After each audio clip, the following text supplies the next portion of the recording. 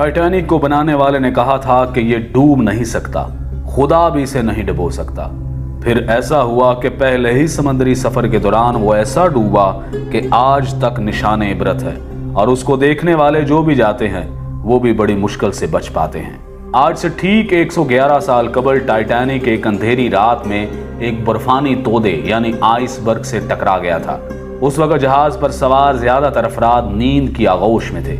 हादसे के वक्त टाइटैनिक 41 किलोमीटर फी घंटा की रफ्तार से इंग्लैंड के शहर साउथहैम्पटन से अमेरिका के शहर न्यूयॉर्क की तरफ जा रहा था, और सिर्फ 3 घंटे के अंदर 14 और 15 अप्रैल 1912 की दरमियानी रात टाइटैनिक बहरे ओकेयानूस में डूब गया।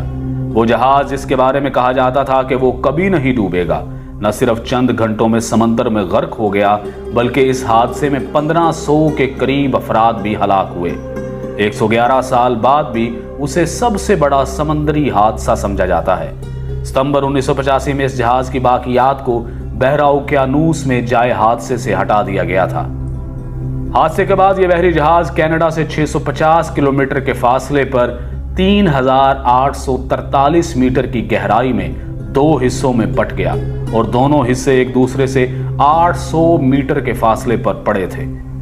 111 साल गुजरने के बाद भी इस हादसे के बारे में मुअम्मे मौजूद हैं। माहिरीन की राय इसके बारे में क्या है, जानिए इस वीडियो में। इस बहरी जहाज के बारे में कहा जाता था कि यह डूब नहीं सकता, खुदा भी इसे नहीं डुबो सकता। इस यकीन की कुछ वजूहात भी थी। Federal university of Rio de Janeiro के शोबा बहरिया और ओशन इंजीनियरिंग के प्रोफेसर और इंजीनियर अलेक्जेंडर डी पेन्हो अल्हो कहते हैं कि इंजीनियरिंग के लिहाज से यह डिजाइन की बुनियाद पर तैयार करदा पहला बहरी जहाज था।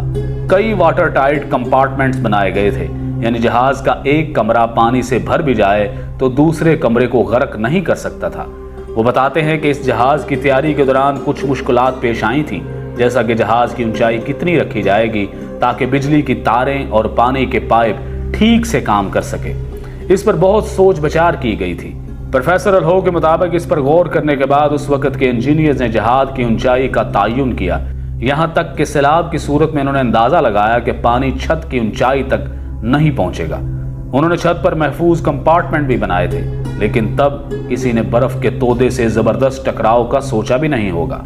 माहिरीन का कहना है कि तसादुम इतना जोरदार था कि जहाज की मेन बॉडी में जहाज की निसफ लंबाई तक सुराख हो गया था। ऐसी हालत में पानी डेक तक पहुंच गया था।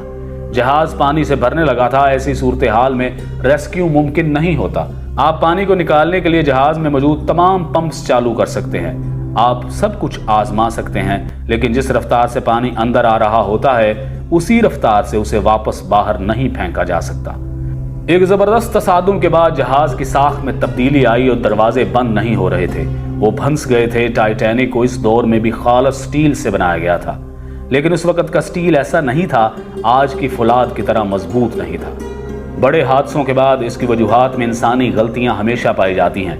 माहिरीन के मुताबिक आइसबर्ग से भरे खित्तों से गुजरने में मुश्किलात के बावजूद इस पर सफर को तेजी से मुकम्मल करने का शदीद दबाव था। दरअसल ये दबाव ब्लू बैंड हासिल करने के लिए था। 1839 में शुरू होने वाला ये एजाज बहरा ओकेयानूस को अबूर करने वाले तेज तरीन जहाज को दिया जाता था। टाइटैनिक को इस एजाज का सबसे मजबूत दावेदार समझा जाता था। इस वक्त दुनिया की बड़ी कंपनियों के दरमियान जहाज बनाने का मुकाबला था। उस वक्त इंग्लैंड और जर्मनी के दरमियान मुकाबला था कि सबसे बड़े और तेज तरीन जहाज कौन बनाएगा। सबसे बड़े और तेज तरीन जहाज को सरकारी तौर पर ब्लू बैंड मिल गया।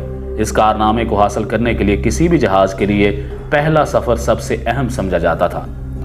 पहले सफर के दौरान जहाज की हालत सबसे बेहतर होती है। जहाज पहले सफर में तेज तरीन रफ्तार हासिल कर सकता है, और टाइटैनिक ने भी तेज तरीन रफ्तार हासिल करने की कोशिश की थी। बच जाने वाले लोगों में से बहुत से लोगों ने बताया था कि जहाज के कप्तान को इर्द गिर्द के इलाकों में बर्फ के तोदों के बारे में इतला दी गई थी, लेकिन उसने जहाज की रफ्तार कम नहीं की, क्योंकि वो तेज रफ्तारी से बहरे ओकेयानूस को अबूर करके ब्लू बैंड हासिल करना चाहता था। लेकिन यही तेज रफ्तारी और गरूर और तकब्बुर और खुदा को चैलेंज इस जहाज को डुबोने का सबब बने। टाइटैनिक हादसे में 1500 के करीब अफराद हलाक हुए, जिसके बाद समंदरी जहाज़ों के हिफाजती निज़ाम को बेहतर बनाने की कोशिशें शुरू कर दी गईं। इस हादसे के बाद समंदरी जहाज़ों की हिफाजत के लिए रडार जैसे आलात की तैयारी शुरू की गई।